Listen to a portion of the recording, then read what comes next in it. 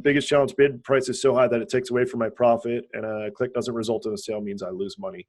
That's getting back into more of the advanced stuff, but just to answer your question. So that's kind of the age old question, and why people fail so much on PPC is they don't quite understand the basic concept. So the basic concept is, when you're advertising, you're doing it for profit, right? You're not trying to give Amazon free money. You're doing it so that your product, either you're doing a launch and you really want that product to be seen and rank quickly, or you're trying to break even to get your organic rank up, or you're advertising for profit, meaning that, if you spend, $10 on ads, you want to make like, $60 or whatever your target is.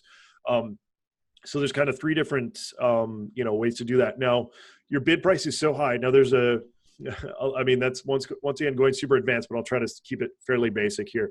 That just means you're not targeting correctly. That means that either you're picking the wrong keywords, or you're not optimizing.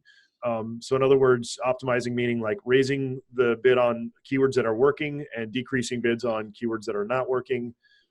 That's kind of the basis of it. I'm not going to go too in depth because it's going to go over everybody's head if they've never done PPC before.